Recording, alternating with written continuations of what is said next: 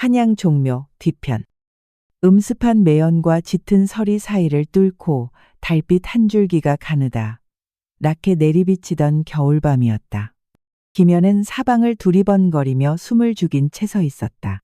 손에 꽉 쥔 매와 문양의 밀서 한 장이 이토록 무겁게 느껴진 적은 없었다.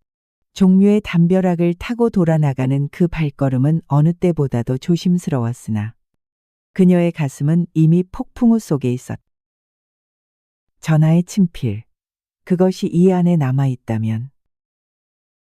옷깃 속으로 숨긴 밀서가 그녀의 심장 박동에 따라 미세하게 떨렸다. 50년을 이어온 한성의 권력 중추. 그 어둠의 뿌리를 뒤흔들 진실이 담긴 문서였다. 하지만 그 진실이 빛을 본다면 연 자신은 물론 오라비 김세연과 외숙부 홍판서의 목숨마저 온전치 못하리라는 예감이 들었다.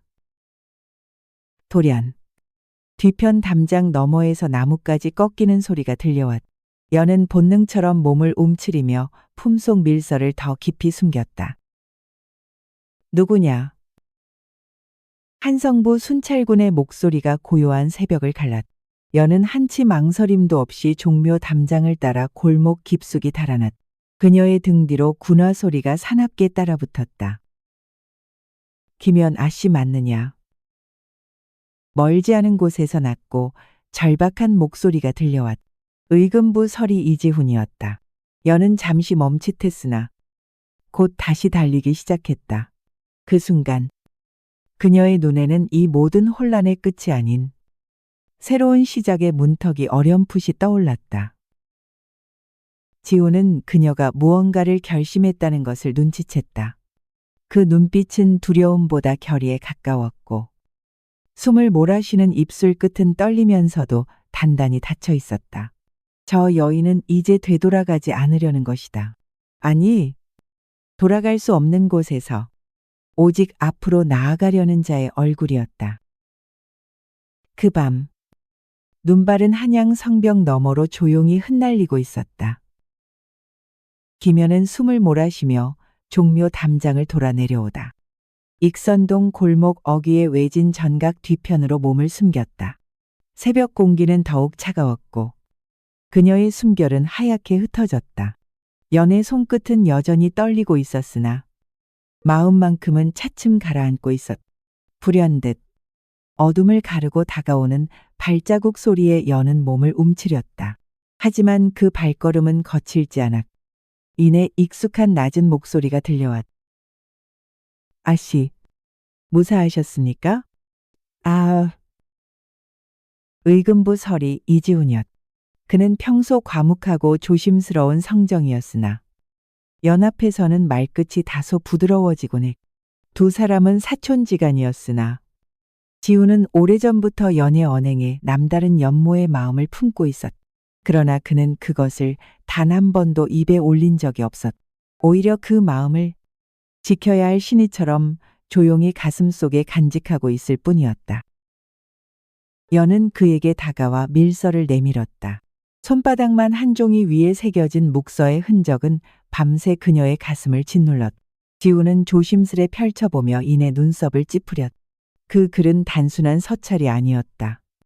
궁중 상서처를 통해 비밀리에 유통된 정치문서였으며 그 내용은 조정 대신 몇몇의 직계 가문과 밀무역, 심지어 독살 음모까지 언급되어 있었다.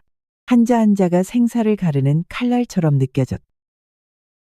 지훈의 손이 순간 미세하게 떨렸다. 그는 고개를 들고 연의 얼굴을 바라보았다. 그녀는 고요한 달빛 속에서 무너지지 않으려 이를 악문 듯한 표정이었다. 목숨을 걸고 이 문서를 지켜낸 여인. 그는 그 결기를 외면할 수 없었다. 지훈은 천천히 고개를 끄덕였다. 그것은 단지 동의가 아니라 이제부터 그녀의 싸움에 함께하겠다는 무언의 서약이었다. 그 순간 익선동 너머에서 조정의 반복을 알리는 고요한 징소리가 울려 퍼졌다. 하늘은 여전히 어두웠고 아직 날이 트지 않은 조선의 새벽은 싸늘하기만 하였다. 하지만 두 사람 사이에는 말없는 연대의 불빛이 작게 타오르고 있었다. 이지훈은 밀서를 품에 넣은 채 곧장 의금부 내소로 발걸음을 옮겼. 동이 트기 전에 거리엔 물 한 개가 낮게 깔려 있었고 새벽 종소리가 멀리 은은히 울려 퍼지고 있었다. 가파른 돌계단을 오르던 그의 등 뒤로 겨울 찬바람이 스며들었지만 지훈의 이마에는 식지 않는 땀이 배어 있었다. 그것은 추위 때문만은 아니었다. 내소의 문을 걸어 잠근 뒤 지훈은 가장 믿을 만한 서리이자 오랜 벗인 정무겸을 불렀다. 무겸은 고개를 갸웃하며 밀서를 펼쳐들었다가 이내 안색이 바뀌었다. 그의 손끝이 조용히 떨렸다. 그 속엔 박씨 가문의 명예 도장이 선명히 찍혀 있었고 문서 곳곳엔 의금부가 다루는 법례조차 알지 못할 비밀 암호가 새겨져 있었다. 무겸은 밀서를 내려놓고 깊은 한숨을 내쉬었다. 이것이 사실이라면 조정의 절반은 이미 썩어 있는 셈이네. 허나 이걸 드러낸다 하여 과연 우리가 무사할 수 있을까? 그의 말끝은 떨림이 있었고 눈빛은 흔들렸다. 지우는 대답하지 않았다. 대신 창호 너머 붉게 밝아오는 동력 하늘을 오래도록 바라보았다. 그 붉음은 마치 불타는 듯했고 오래전 사직동 화재의 기억이 떠올랐다. 그때도 그는 목숨을 걸고 한 노인을 불길 속에서 구해냈었다. 칭찬도 상도 없었으나 생명을 건졌다는 그 날의 떨림만은 잊히지 않았다. 정의는 다만 외치는 것이 아니라 감내하는 것이네. And 지훈의 입술에서 떨어진 말은 낮고 굳건했다. 무겸은 말없이 그를 바라보았고 결국 고개를 끄덕였다. 그리하여 두 서리는 함께 밀서의 암호를 하나씩 풀어가기 시작했다. 아직 어둠이 채 거치지 않은 조선의 새벽. 누군가는 권세에 술수를 더했고 또 누군가는 그 권세를 넘어서기 위한 이름 없는 싸움을 시작하고 있었다. 지훈의 마음엔 조용한 다짐이 흘렀다. 세상은 거대하나 진실은 그보다 더 오래 견디는 법이라. 김연은 동궁 후원 옆 산책로를 천천히 걸었다. 담장 너머로 스미는 햇살은 아직 이른 아침의 온기를 품고 있었으나 그녀의 발걸음은 사뭇 무거웠다. 며칠째 가슴속을 짓누르던 서슬퍼런 불안감이 채 가시지 않은 탓이었다. 나뭇가지 끝에 걸린 서리가 햇살에 녹으며 뚝뚝 떨어졌고 그 소리마저 마음을 뒤흔드는 듯하였다. 돌계단 아래 오래전부터 다니던 선대비의 연서각 옆 자그마한 연못가에 다다르자 연은 그 자리에 멈춰섰다. 눈길은 자연스레 연못 가장자리에 핀 한 뿌리의 수련에 머물렀다. 이른 봄, 물살에도 지지 않고 피어난 그 연꽃은 마치 그녀 자신을 보는 듯하였다. 억지로 피워낸 고요함 속에 그윽한 인내가 깃들어 있었다. 그날따라 연은 오래전 부모를 잃던 날의 기억이 또렷이 떠올랐다.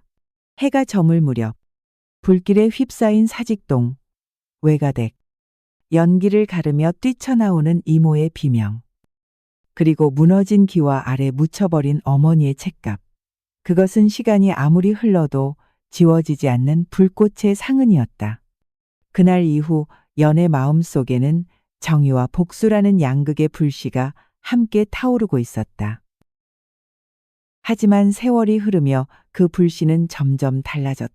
복수라는 이름의 불은 꺼져갔고 그 자리에 피어난 것은 다름 아닌 책임감이었다. 조선이라는 이름 아래 정의가 사라지고 의리가 부패한 세상을 더 이상 외면할 수 없었다. 그리하여 연은 더 깊은 곳으로 걸어 들어갔다. 눈에 보이지 않는 전쟁터, 조정의 이면을 향해. 그 순간 발자국 소리가 들렸다. 연이 돌아보니 뒷길에서 지훈이 천천히 다가오고 있었다. 그는 아무 말 없이 그녀 곁에 섰고 두 사람은 잠시 침묵했다. 연의 눈동자에 어린 아침 햇살이 떨리듯 반짝였다. 지훈은 그 떨림이 슬픔이 아닌, 망설임이 아닌 곧 닥칠 운명을 맞이할 각오임을 알아차렸다. 수련 아래 흐르던 물살이 바람에 잔잔히 흔들렸다.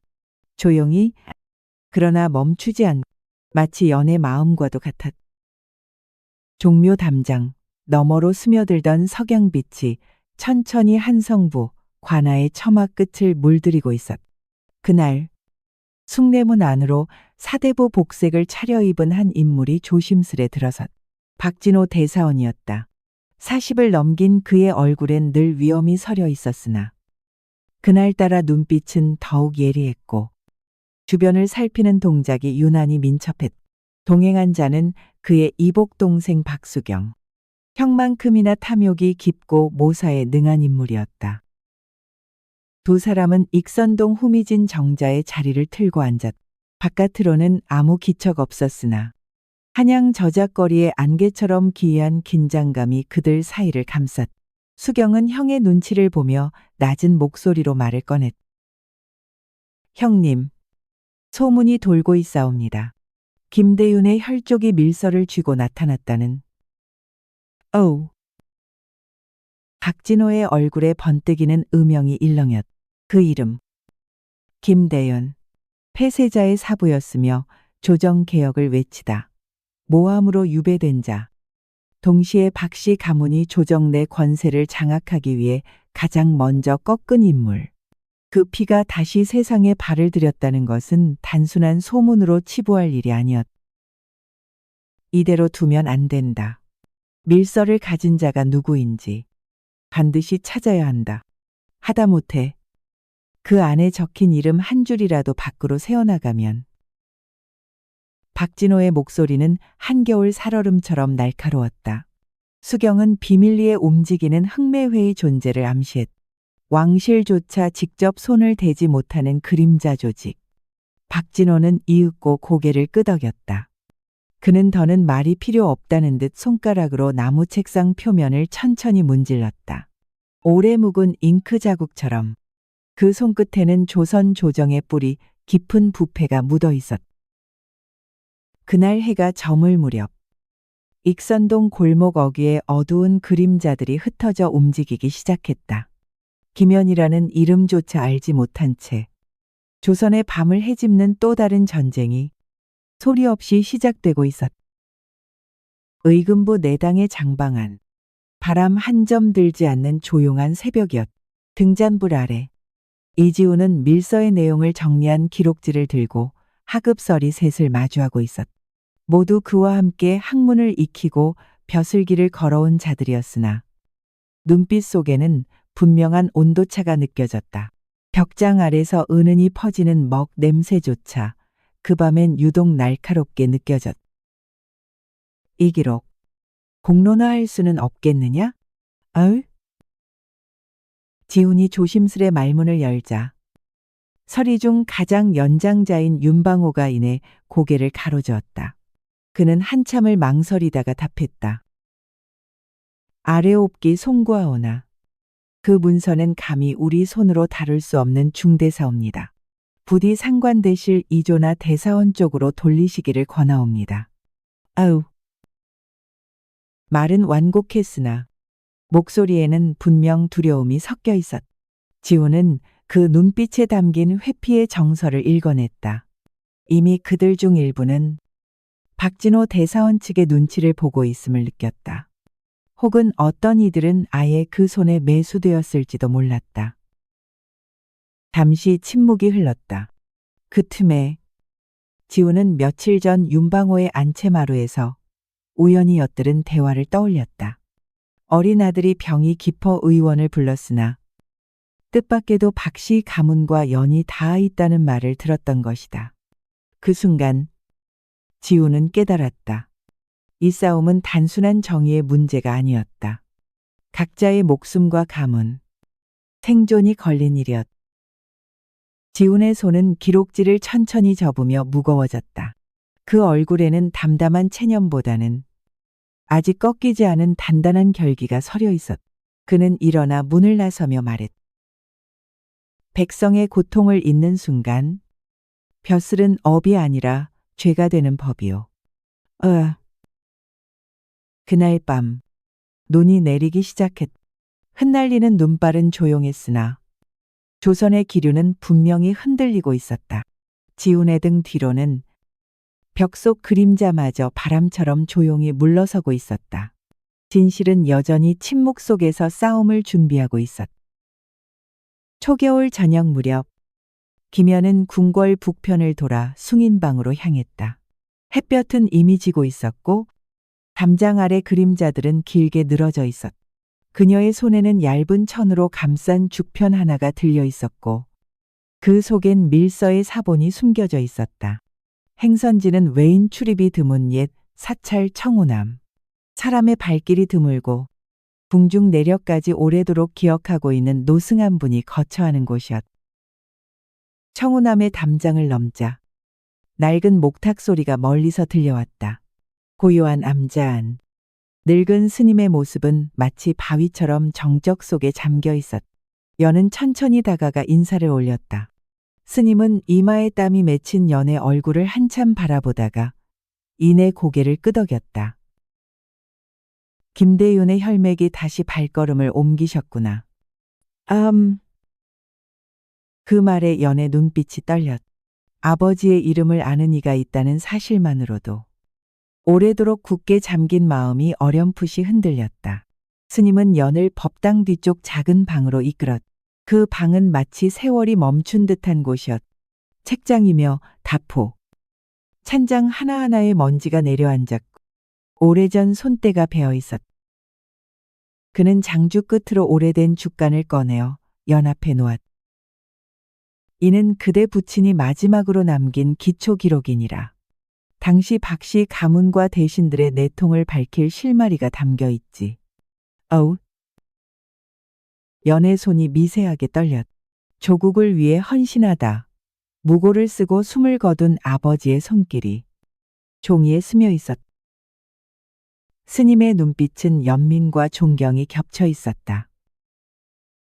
진실은 늘 뒤편에 숨어 있으되 그것을 꺼내는 자는 목숨을 담보해야 하니라. 그날 밤 연은 암자뜰 앞에서 홀로 무릎을 꿇고 앉았다. 먼 하늘의 별빛이 그녀의 어깨를 덮고 얼어붙은 기와 사이로 찬 기운이 스며들었지만 마음속에서는 잊혔던 불꽃이 다시금 피어오르고 있었다.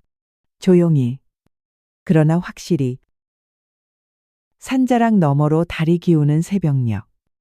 김연은 청운함을 떠나 한양 남문 근처의 마전골로 향하고 있었다. 죽편에 담긴 밀서의 사본과 선친의 기록을 품은 채 그녀는 뒷골목을 따라 조심스레 발걸음을 옮겼다. 그 길은 평소 상인들이 드나드는 화물 통로였으나 새벽 어스름에는 그림자조차 드문 외진길이었다. 그러나 그 고요함은 오래가지 않았다. 두 골목이 맞닿는 회연방어기. 어둠 속에서 검은 옷을 입은 사내의 셋이 돌연 나타났다. 그들의 움직임은 무성했고 눈빛은 냉랭했다. 연은 본능적으로 죽편을 옷 속 깊이 감추며 뒤로 물러섰다.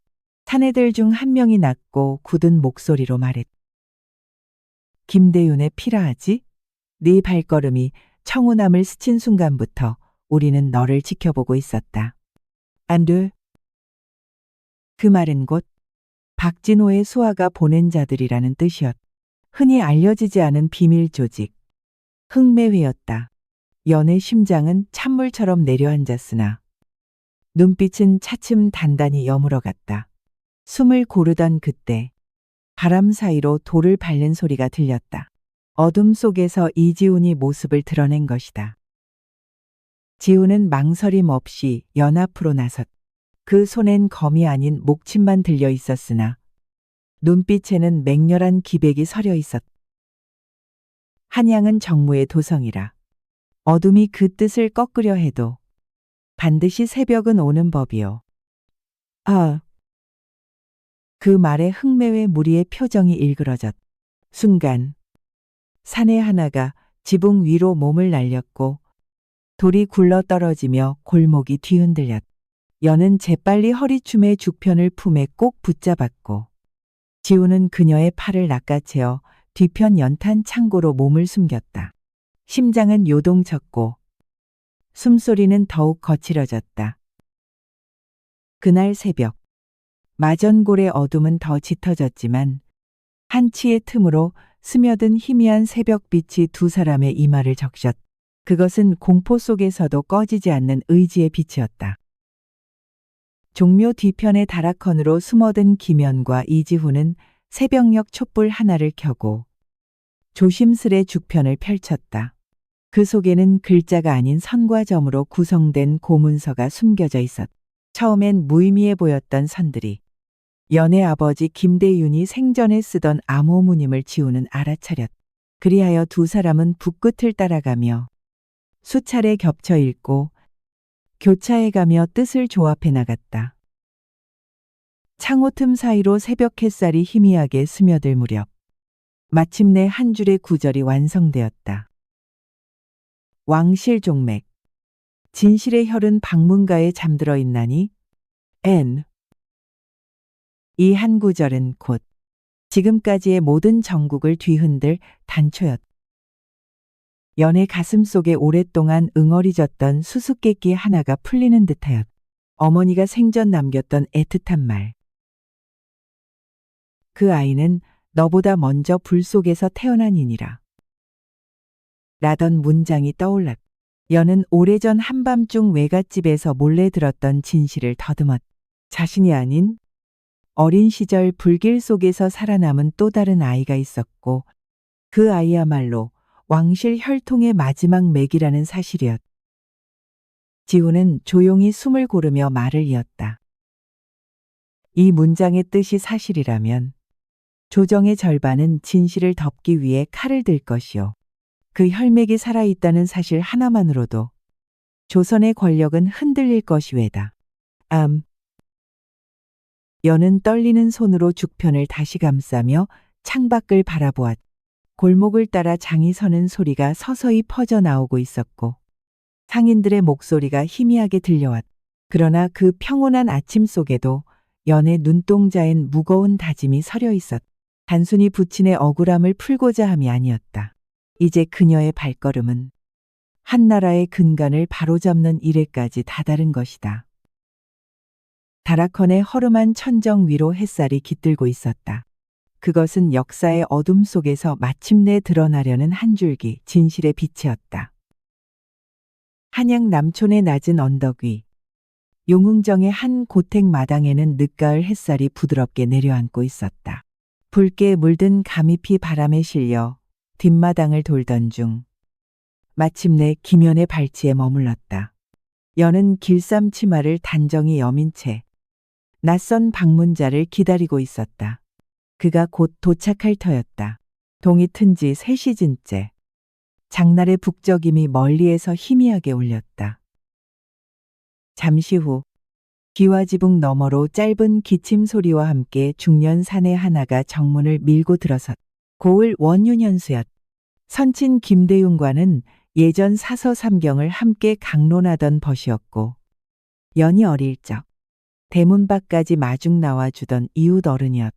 그러나 지금의 얼굴에는 예전의 온화함 대신 조심스러운 경계가 서려 있었다.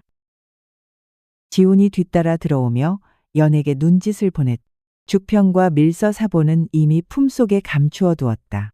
연은 조심스럽게 고개를 숙이고 윤현수 앞에 두 손을 모아 앉았다. 정적이 잠시 흐른 뒤 연이 꺼낸 말은 예상보다 간명하였다. 대감, 저희는 진실을 조정 앞에 드러내고자 합니다. 그러나 그 길이 어찌 홀로 열리겠사옵니까? 윤현수는 얼굴을 들지 않았다. 손가락 끝으로 찻잔을 천천히 문지르며 마음속 갈등을 삼키는 듯하였다. 잠시 후 그는 낮은 목소리로 답했다. 김대윤의 뜻이 남아 있었다면 이 나라가 지금과 같지는 않았을 것이요. 그러나 진실은 늘 피를 요구하니 그 무게를 감당할 자를 세우는 일이 먼저일 것이에다. 그 말에 연의 눈빛이 흔들렸다. 그것은 단순한 동의도 반대도 아니었다. 오랜 세월 권력의 바깥을 지켜본 자만이 할 수 있는 현실의 무게를 담은 회한이었다. 그러나 그 안에 묘한 기색이 스며 있었다.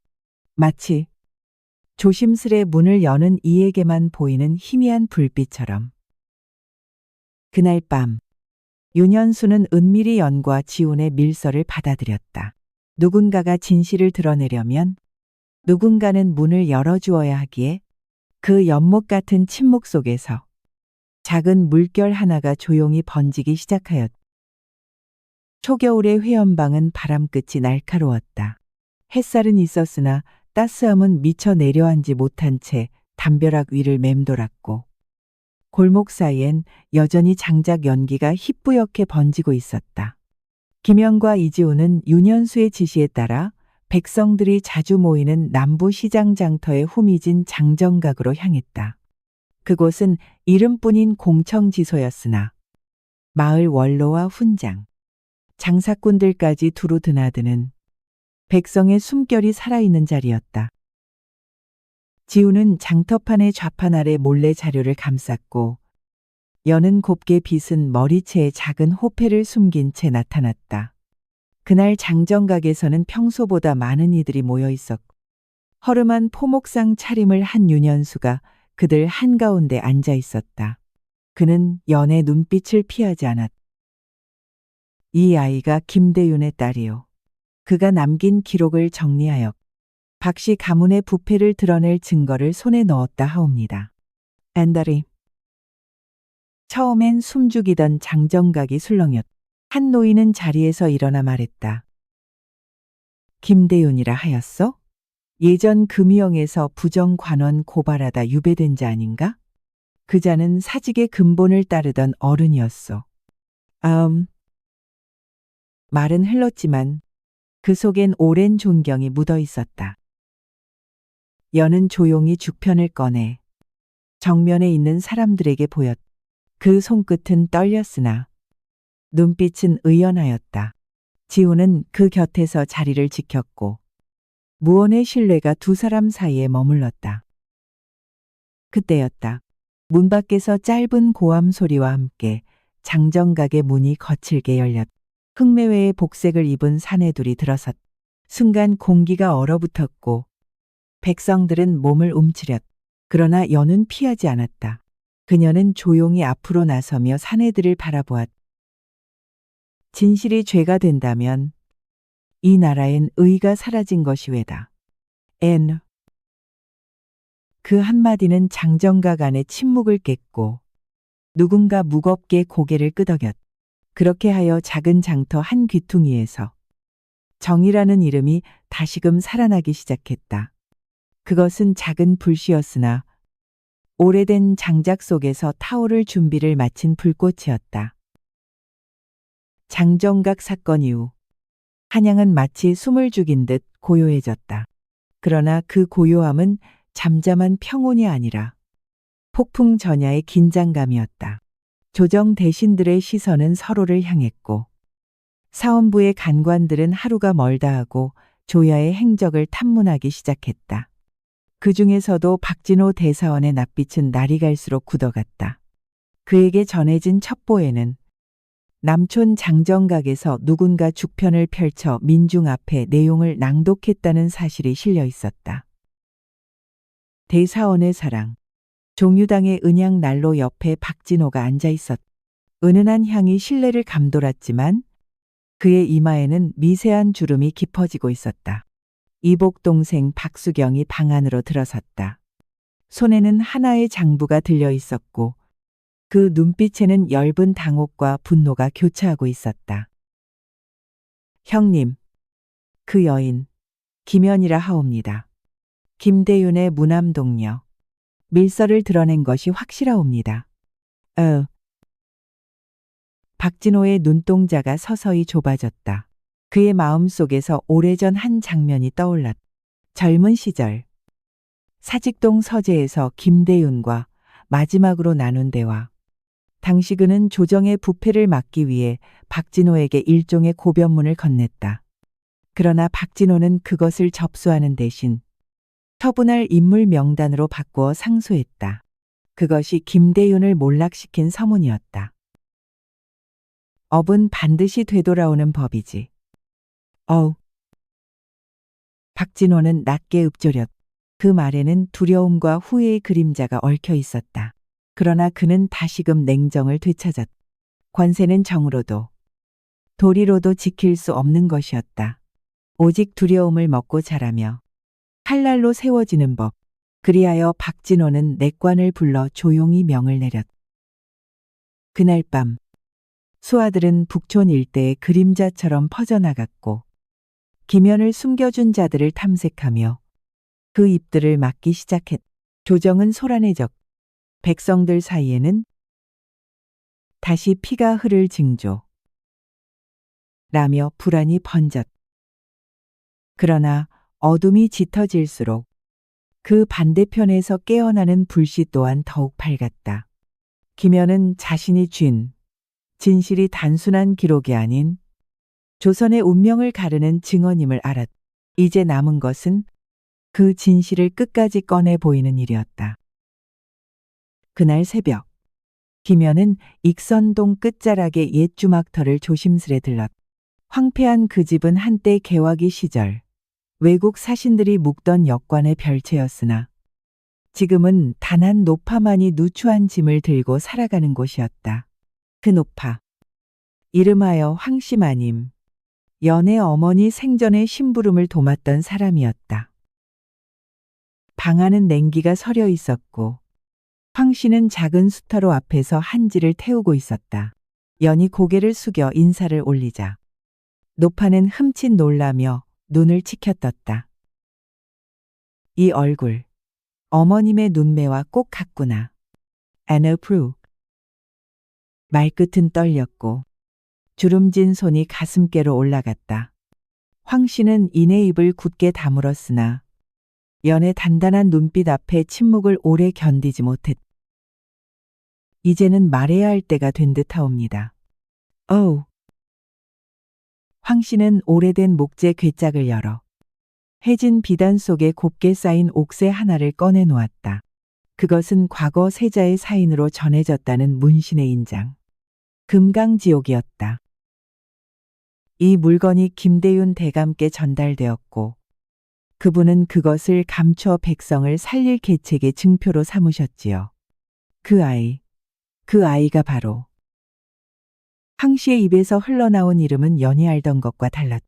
오래전 연과 함께 불 속에서 살아난 또 다른 아이. 이름마저 감춰졌던 그 소년이 실은 선대왕의 서자로 태어난 이복 혈육이었다는 것. 그리고 연의 아버지 김대윤은 그를 감추기 위해 자신의 자식이라 허위로 입적하였다는 사실. 연의 숨결이 차오르며 가슴께에서 멈췄다. 지금까지 자신이 진실을 좇고 있다고 믿었으나 실상은 그 진실의 일부였을 뿐임을 깨달았다. 하늘이 내려준 사명을 짊어진 이는 따로 있었고 연은 그 길의 다리 위에 서 있었던 셈이다. 밖에서는 바람결에 마른 대나무가 부딪히며 딱 하는 소리를 냈다. 그 소리는 연의 마음 깊은 곳에서 무너져 내린 무엇인가를 알리는 파열음 같았다. 그러나 연은 무너지지 않았다. 오히려 더 깊고 고요하게 자신에게 닥친 진실을 받아들이고 있었다. 하늘이 내린 뜻은 종종 인간의 뜻과 어긋나기 마련이었다. 하지만 그 어긋남조차 다시 운명을 향한 한 걸음이 되리라는 걸 그녀는 알고 있었다. 경복궁 서편 담장 아래 음력 10월의 달이 구름 사이로 얼굴을 내밀고 있었다. 밤은 깊었고 찬 이슬이 돌담을 타고 천천히 흘렀다. 기면은 회심의 고요 속을 걷고 있었다. 그녀의 걸음은 느렸으나 망설임은 없었다. 황씨 마님에게서 전해받은 진실은 연의 내면을 뒤흔들었고 그 충격은 마치 뿌리 깊은 나무가 바람의 통째로 흔들리는 듯하였다. 하지만 그 안에서도 연은 묘한 평온을 느끼고 있었다. 오히려 마음 한편이 가벼워진 듯했다. 이제는 무엇을 향해 나아가야 하는지 분명했으므로. 그녀가 향한 곳은 선왕의 제사를 준비하는 종친부의 패전이었다. 이곳은 외인 출입이 금지된 금구지였지만 연은 오래전 아버지 김대윤과 함께 이 담장 너머에서 어린 사내아이를 본 적이 있었다. 그 아이, 이름도 없이 사라진 그 존재가 바로 오늘의 단서였다. 담장 너머에서는 누군가 먼저 기다리고 있었다. 이지훈이었다. 그는 사흘 전 연으로부터 모든 진실을 들은 뒤 말없이 고개를 끄덕였을 뿐이었다. 따지지도 되묻지도 않았다. 다만 자신의 길 또한 그녀 곁에 있다는 것만을 조용히 알렸다.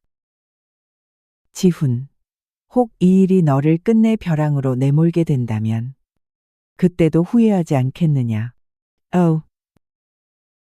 연의 물음에 지훈은 한참을 침묵하다 대답했다. 저는 진실 앞에서 목숨을 저울질한 적이 없습니다. 지금도 마찬가지이옵니다. 그 말은 짧았으나 무게는 컸다.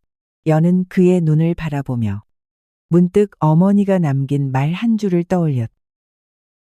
진실을 지키는 자는 바람과 같이 살아야 하느니라. 어디로 불어도 끝내 나무를 흔들 줄 알아야 하느니. 이윽고 종친부의 패전 안쪽 문이 열렸다. 안에는 사내 하나가 서 있었다. 그의 얼굴은 어딘가 익숙했다.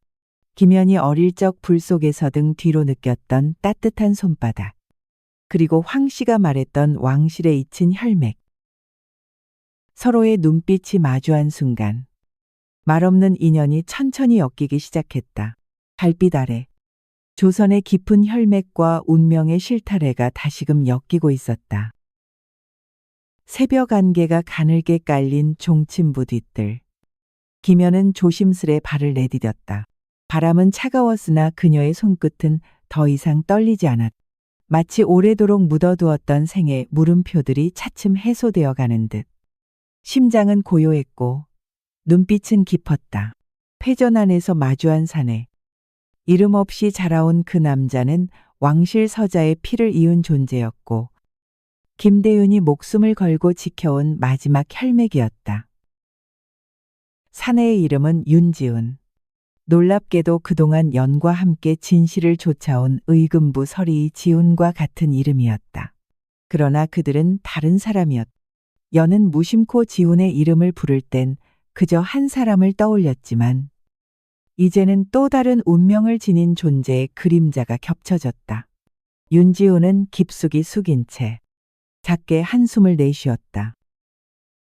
나는 내 신분을 숨기고 살아야만 했습니다. 부친의 죽음, 어미의 종적, 모두 그날 이후 사라졌습니다. 살아남기 위해 입 다물었고 기억을 저편에 묻어야 했습니다. 연은 조용히 고개를 끄덕였다. 마음 한구석에서 알 수 없는 죄책감이 밀려왔지만 그것은 그를 향한 것이 아니라 자신을 향한 것이었다. 그녀가 믿어온 사명과 걸어온 길. 그것이 단지 한 사람의 진실을 되찾기 위한 여정이었다면 이제부터는 그 진실을 세상에 내보일 책무를 짊어져야 했다. 그날 해가 떠오르기 전 연과 윤지훈은 마침내 밀서의 원본과 금강지옥 옥새를 꺼내어 정리했다. 기묘하게도 그 옥새는 윤지훈의 손에 쥐어질 때 마치 제 주인을 알아본 듯 은은한 빛을 내뿜었다. 하늘은 아직 밝지 않았으나 두 사람은 뒷담을 넘어 도성 남쪽을 향해 걸었다. 그곳에는 김연을 기다리는 이도, 윤지훈을 기다리는 역사도 없었다. 다만 이제 그들이 감당해야 할 조선이라는 무게만이 존재했다. 그리고 그 담장 아래 김연은 이지훈을 마주했다. 그 눈빛엔 말로 다하지 못할 감정이 겹쳐 있었으나 결국 그는 말없이 고개를 끄덕였다. 연은 짧은 숨을 삼키며 그 앞을 지나갔다. 한 사람은 남고 한 사람은 나아갔다. 그것이 각자의 선택이었고 각자의 운명이었다. 우리는 때로 자신의 삶이 곧 진실이라 믿고 살아가지만 때론 그 진실마저도 더 큰 진실의 한 조각일 뿐인 경우가 있습니다. 김연과 윤지훈, 그리고 이지훈이 보여준 이야기는 운명과 선택, 그리고 책임의 무게를 다시금 되새기게 합니다. 여러분은 이들의 선택에 공감하셨나요? 아니면 다른 길이 더 옳다고 생각하시나요? 댓글로 여러분의 생각을 들려주세요. 그리고 이야기가 마음에 드셨다면 좋아요를 눌러 응원해주세요. 여러분의 한마디가 다음 이야기를 이어가는 힘이 됩니다.